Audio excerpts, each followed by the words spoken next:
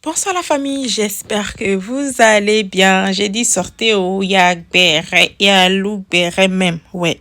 Bob Lee est en train de casser les papos. Bob Lee casse les papos. Histoire de Elupacha. Si vous savez très bien, si vous vous rappelez bien, pour ceux qui ne savent pas en fait, Elupacha en fait c'est l'ami de notre feu Didier Arafat.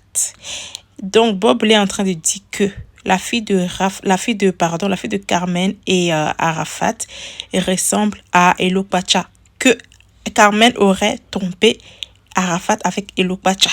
Hein, Adam, on peut faire ça. En tout cas, moi perso, je dis que dans la vie là, c'est pas dans tout il faut parler. C'est pas dans tout il faut parler, les amis. En tout cas, je pense que je vais vous laisser écouter la vidéo jusqu'à la fin. Jusqu'à la fin, c'est du loup. C'est mal dosé même, cette histoire. La petite la sauve dans votre main. Cette petite Rafna, ce bébé la sauve dans vos mains. Jusqu'à aller insulter un enfant de morche patati patata là. Je suis désolée. Cet enfant n'a... Comme je dis en fait, cette petite Rafna n'a rien demandé. Laissez-la tranquille, oh, laissez-la tranquille. Que Kamen trompe Arafat ou avec Elopacha, je ne sais quoi que ce soit là. Rafna n'a rien demandé. En tout cas, les amis, écoutez en fait la vidéo qui va suivre jusqu'à la fin. C'est du loup, les papos de ça. On peut faire ça, Dama. Le feu. J'ai laissé ma petite go au bord du carrefour, allumer le feu. J'ai laissé mon petit gars au bord du carrefour, allumer le feu. Aïcha gari gari yo, Aïcha gari gari ga. Aïcha gari gari yo, Aïcha gari gari ga. Aïcha gari gari yo, Aïcha gari gari ga. Aïcha gari gari yo, Aïcha gari gari ga. C'est lui, petit JC. Petit JC, oh, il peut me dire. C'est lui, petit Jimmy. Petit Jimmy, oh, il peut me dire. C'est lui, petit Samy. Petit Samy, oh, il peut me dire. Et je gari, oh, et je gari, et je gari, oh, et je gari.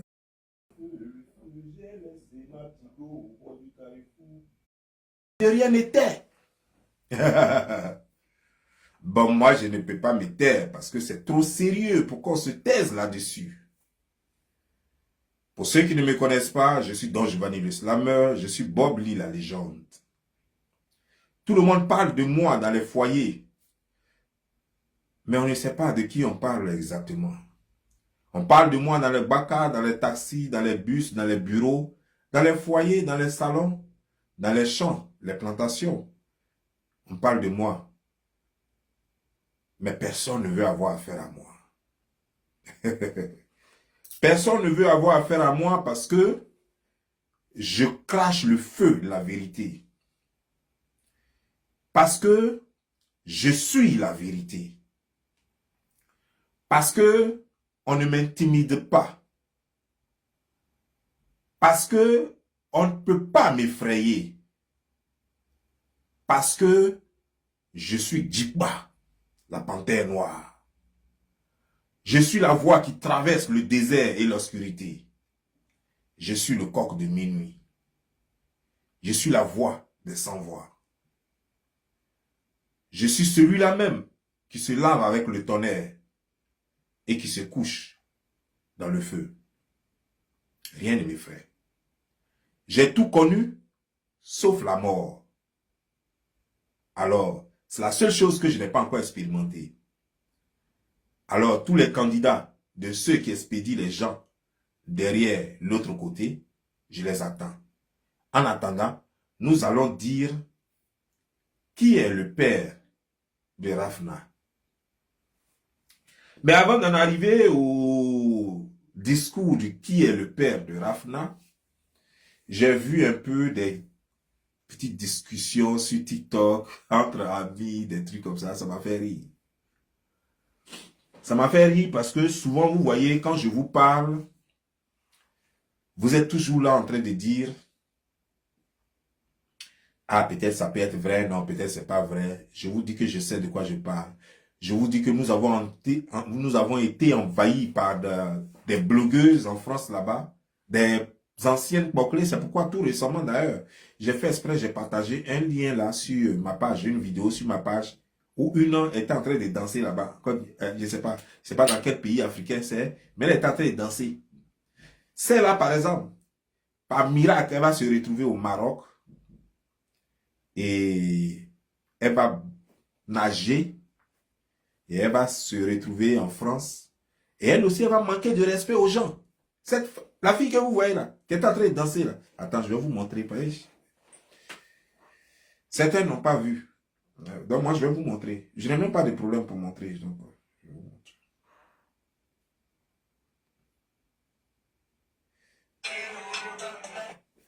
Voilà, pour ne pas jouer la musique là, donc là voici. Voilà. Celle-là, elle va grouiller jusqu'à, elle va arriver au Maroc. Elle va faire sa procession jusqu'à, elle va arriver au Maroc. Regardez comment elle est. Saleté va tuer ça. Voilà, voilà. Hein. C'est l'économie. C'est comme ça elles sont laides, hein. Vilaines comme ça elles toutes. Voilà, c'est comme ça elles sont. Les deux va tuer ça. Voilà. Elle va grouiller comme ça jusqu'à, elle va rester dans cette puanteur là. Jusqu'à, et puis, un beau jour, par chance, elle va nager et puis arriver en France. Et arriver en France, ce qui va se passer, ce qui va vous étonner, c'est que elle va jouer les activistes, les blogueuses, et elle va commencer à insulter tout le monde. Parce que vous voyez, ça là, ça n'a pas honte. Et c'est comme ça, elle, tout est son. Donc, vous êtes envahi par ce genre de personnes-là qui demandent respect. Respect pourquoi? On va vous respecter à partir de quoi? Je suis juste curieux, au fait. Je suis juste curieux. Parce qu'on ne respecte que des gens qui ont de la valeur. On ne respecte que des gens qui ont de la valeur. Ces gens vont se mettre là, ces filles-là, qui n'ont ni passé, ni futur, vont se mettre sur l'Internet pour allumer les gens, manquer de respect aux gens, insulter les gens, avec des gens qui ont trimballé pendant des années des odeurs. Comment voulez-vous que des odeurs les quittent? Elles vont rester là en train de ramasser les parfums à 2 euros, 2 euros en France là-bas, en train de se jeter dessus, mais malgré ça, les odeurs ne finissent pas. Et voilà, elles sont en train maintenant de s'exposer sur l'Internet. Ce que je disais, tout est en train d'être confirmé là-bas sur TikTok.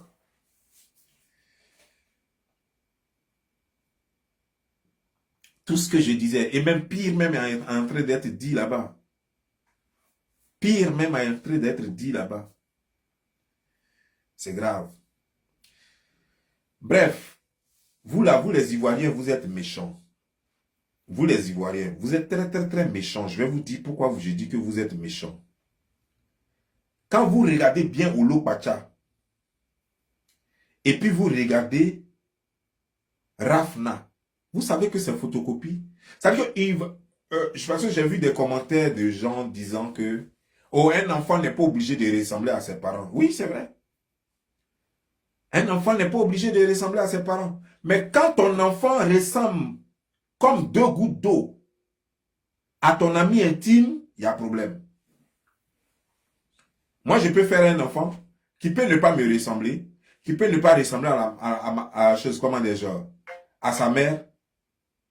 Mais mon enfant ne peut pas ressembler à Alfred. Si mon enfant ressemble à Alfred, c'est qu'il y a un problème. Si mon enfant ressemble à Alfred, c'est que moi, je vais courir tout de suite aller faire test d'ADN et personne ne peut m'arrêter. Et c'est ça le problème. C'est-à-dire que moi, dès qu'un enfant naît, on ne sait pas encore à quoi il va ressembler. Donc, je dis que oui, c'est mon enfant. Mais à partir du moment où l'enfant est en train de grandir et son visage commence à ressembler à mon ami intime, non, mais c'est qu'il y a un problème. C'est qu'il y a un problème parce que l'enfant, quand il naît, là, il ressemble à personne. Hein. Quand il est bébé, là, chacun dit, oh, il ressemble à son papa, oh, il ressemble à sa maman. Mais moi-même, Ethan, sa maman dit qu'il me ressemble. Moi, je dis que Ethan ressemble à sa maman. Certaines personnes sur Internet disent qu'il ressemble à sa maman. Et certaines personnes disent qu'il me ressemble. Ça, on appelle ça avoir les traits de sa mère et de son père. Ça ne trompe pas. Ça veut dire que c'est effectivement notre enfant. Lorsque ça se dispute comme ça, Et que l'autre dit, c'est à toi il ressemble. L'autre dit, c'est à toi il ressemble. Et qu'on voit effectivement que les traits sont là. Les traits de sa mère sont là. Les traits de son père sont là en lui. Il n'y a pas de débat. On sait que c'est ton enfant. On sait que c'est votre enfant. Mais lorsqu'on regarde l'enfant, et puis on ne voit aucun trait de sa mère, on regarde bien l'enfant et on voit aucun trait de son père, et on ne va même pas loin, on regarde juste à côté, le meilleur ami du papa, c'est lui tout craché, alors là, il y a un problème. L'enfant est en train de grandir, et son visage commence à sortir clair, clair. Son visage commence à sortir, et on voit la copie directe d'Olo Pacha. Et vous dites quoi? J'ai vu des gens, j'ai entendu des gens ont fait des commentaires sur ma page en disant, ça m'a fait rire quoi. Est-ce que tu es de la famille pour demander un test d'ADN? Non, non, non, non, non, écoutez. C'est ça l'idiotie au fait. Nous avons dépassé le stade de famille.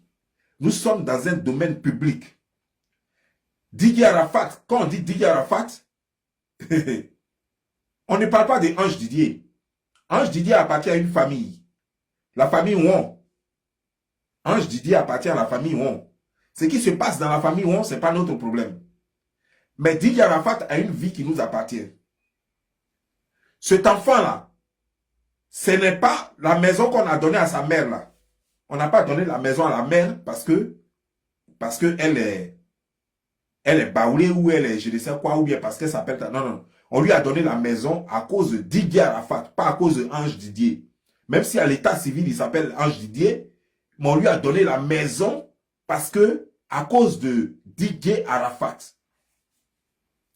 Tout ce qu'elle a eu ça à cause de Didier Arafat. Qui est Didier Arafat? C'est une star aimée par des gens. Ces gens-là ont adopté une fille qu'on lui a attribuée, qui était Rafna. Aujourd'hui, ceux qui ont adopté cet enfant, qui est donc qu'on appelle le public, les fans, les followers, comment dire, genre, la population, ceux-là, voient que dangereusement, Rafna ressemble à Olo Pacha. Non, on demande des comptes. Pourquoi on ne va pas demander des comptes? Est-ce qu'on a besoin d'être de la famille pour demander des comptes?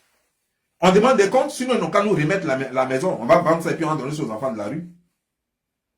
Si on ne veut pas qu'on demande des comptes, maison là, que le ministre a donné, c'est un ministre qui a donné ma maison. Hein, et le ministre n'a pas pris l'argent dans sa poche pour donner la maison. Il a pris l'argent du social ivoirien. C'est-à-dire que dans les caisses de l'État ivoirien pour donner la maison. Donc si on ne peut pas nous clarifier sur la paternité de cet enfant, on va nous rendre la maison et tout ce qu'ils ont eu. Nous avons besoin d'un test d'ADN, clairement. Et pas un test d'ADN fait à Abidjan. Ils n'ont qu'à expédier ici. Moi-même, je vais donner l'argent. Moi-même, je vais donner l'argent pour que le test d'ADN se fasse aux États-Unis ici. Ils n'ont qu'à dire seulement qu'ils vont le faire. Et moi, je vais leur envoyer l'argent. Ils vont faire l'emballage, expédier le truc. Le docteur va dire ici comment ils vont expédier ici. C'est, comment dire, genre. Le bureau est là, ils sont partout. Ici, c'est pas compliqué. LabCorp, on les appelle LabCorp. C'est eux qui font les tests d'ADN ici. C'est même pas compliqué. C'est une grande institution, c'est un laboratoire. Là-bas, tu n'es pas ami à docteur là-bas. C'est pas votre truc de Côte d'Ivoire. Mais on a besoin de savoir. L'enfant a la bouche de Olo Pacha. L'enfant a les paquites d'Olo Pacha. L'enfant a les narines d'Olo Pacha. L'enfant est Olo Pacha tout craché. Et vous dites quoi? Mettez photo de Didier Arafat. Mettez photo d'Olo Pacha. Et puis mettez photo de Rafna. Et puis dites-moi qui est le père de Rafna. Et puis dites-moi qui est le père de Rafna. Ah, vous connaissez la vérité, vous faites exprès ou bien quoi? Le problème c'est quoi? C'est que Didier Arafat avait plein de go, il n'avait pas le temps de Mougou tout le temps. Il n'avait même pas le temps de la toucher. Parce qu'il avait des go ailleurs qui géraient. Et parce qu'elle-même, elle n'était pas sérieuse. Donc, comme elle était à côté, toujours le Kwacha qui était en train de la calmer, non, calme-toi, les trucs, oh, elle a écarté, mis dedans une fois, mis dedans toujours, oh, grossesse. Bon, elle a donné à Didier Arafat. Didier Arafat ne sait pas que les deux mourront. Donc, qu'est-ce qu'il fait? L'enfant naît. Lui, il ne peut pas savoir que c'est photocopie directe de le Kwacha. Parce que c'est un bébé. Bébé ne ressemble à personne. Et les gens vont dire, oh, il ressemble à son père. Quand Naël, quand Ethan est né, sa maman dit que, ouais, que c'est une trahison. Qui me ressemblait trop. Aujourd'hui, là, la balle est dans les deux camps. Quand elle me dit qu'il me ressemble, moi je lui dis qu'elle lui. Et puis, effectivement, l'enfant, tous ses traits, a les traits de sa mère. Mais en même temps, il a même aussi mes traits. Donc, elle-même, elle est embrouillée maintenant. Elle se rend compte que oui, c'est vrai. Donc, le problème, c'est quoi? Quand l'enfant est bébé, quand il naît, quand il vient de naître, on ne peut pas savoir qui est son père. Ça, c'est clair. Il ne peut pas ressembler à quelqu'un. Il ressemble à Dieu. Quand un enfant est bébé, il ressemble à Dieu. Mais quand il grandit maintenant, c'est là maintenant que le visage de ses vrais parents sortent. Vous savez tous que sa mère a un joli visage. Et vous connaissez tous le visage de Olo Kwacha. Il a fait vidéo même aujourd'hui. Quand je l'ai vu, même là, j'étais étonné. C'est-à-dire que là, j'ai failli tomber à la renverse parce que c'était carrément, là, la ressemblance même est grave. La vidéo qu'il a faite aujourd'hui, telle qu'il était là, tout quitte la bouche là, tout et tout. C'était Rafna direct. Mais attendez, ne prenez pas les Ivoiriens pour des cons. Ils ne sont pas des cons.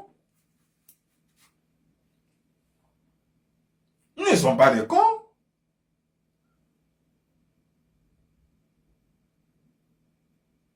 Olo Kwacha, si toi tu es garçon, si tu es sûr que l'enfant n'est pas pour toi, va faire tes ADN. Tu sais très bien que l'enfant est pour toi. Si tu as pris le téléphone, jusqu'à présent, tu ne veux pas remettre le téléphone. Moi, je ne sais pas quoi. En Côte d'Ivoire, là-bas, à quoi vous jouez même quoi? Tu n'es pas de la famille de quelqu'un et tu as son téléphone. Et tout le monde sait que tu as son téléphone. Et la police ne te questionne pas. C'est une propriété familiale. Ce téléphone devient une propriété familiale parce qu'il y a des choses dedans. De temps en temps, tu enlèves des photos dedans. Mais toi, tu es mauvais, toi. Tu n'es pas un bon ami. De temps en temps, tu enlèves des choses dedans que tu balances sur Internet. On ne sait pas d'où ça vient. Quand tu veux te faire un petit nom, alors que tu ne vaux rien dans la vie. Comment est-ce que tu peux enceinter la copine de ton meilleur ami? Ça, c'est impensable, quoi. Si aujourd'hui, Didier Arafat vivait là, c'est que vous deux là même, peut-être que vous alliez vous poursuivre dans Abidjan avec un revolver. Parce que Didier Arafat n'allait jamais accepter cet enfant. Et tu le sais. De là où il est là-bas, lui-même il est témoin. Didier Arafat n'allait jamais accepter cet enfant-là.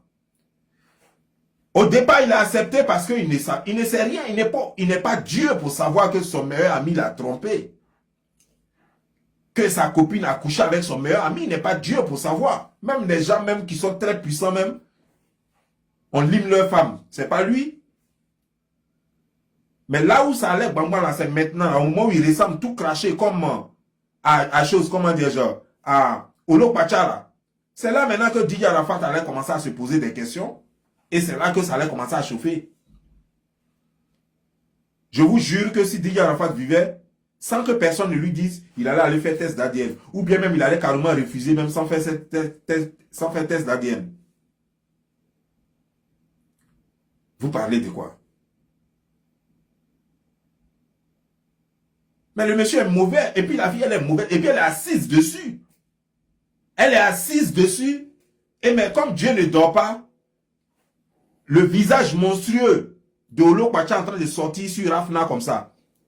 Ça veut dire que Dieu est fort. Quand Dieu veut faire ton palabre, tu n'as pas besoin de te déshabiller. Dieu n'a pas eu besoin de ADN, test d'ADN pour montrer qu'il est le père des choses, de Rafna. Il a pris tout visage là, bouillard, puis il a déposé sur Rafna. Il dit voici son père. Maintenant vous êtes là, non, ne fais pas ça, non, ne parle pas de ça. Je fais du blogging, vous avez oublié? Je suis Bob Lee, la légende. Vous avez oublié? Je fais du blogging. Ça veut dire quoi? Je parle des faits qui dérangent.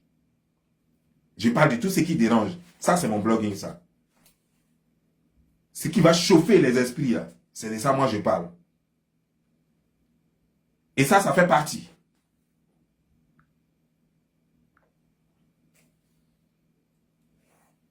Va remettre Rafna à son père, Olo Pacha, et dis-lui de donner le téléphone là, à ses parents. Carmen Sama, va remettre Rafna à Olo Pacha et prends le téléphone de Didier Arafat. On veut partir, va avec un huissier, prends le téléphone de Didier Arafat et va remettre ça à la maman de Didier Arafat. C'est tout ce que moi je te demande. Je te demande rien d'autre. Tu es une prostituée, tu baisais avec tout le monde, ça c'est pas caché, tout le monde le sait. On dit, ce n'est pas seulement Olo Pacha, il y a d'autres même qui te baisaient pendant que tu étais avec Didier Arafat. C'est sorti ici, même à un moment, même à cause de ça, même Didier Arafat t'a laissé tomber. Donc tu ne peux pas nous faire croire le contraire. Tu es une bouclée. Mais, il ne faut pas dire que l'enfant là est pour Didier Arafat. Ça, c'est pas possible. Je monte avec toi et descends avec toi. Je parie. Visage que moi je vois là, ça ne peut pas se transformer en Arafat. C'est pas possible. Ça veut dire que, donc, tu aimes tellement l'ami d'Arafat que tu as fait enfant d'Arafat qui ressemble à son ami, quoi. Ou bien, tellement Arafat t'a dit qu'il aime trop Olo Pacha, quoi. Tu lui as dit, ok, je vais faire quelque chose pour toi, Arafat. Comme tu aimes trop Olo Pacha, c'est ton gars sûr. Je vais faire un enfant qui va lui ressembler. Ça veut dire que toi, tu vas me faire un enfant qui va ressembler à Olo Pacha, comme 2 gouttes d'eau. Ouais, toi, tu es une mère magicienne, quoi. Pas te foutre des gens ici. Va remettre l'enfant de choses comme des gens là-bas, ouais.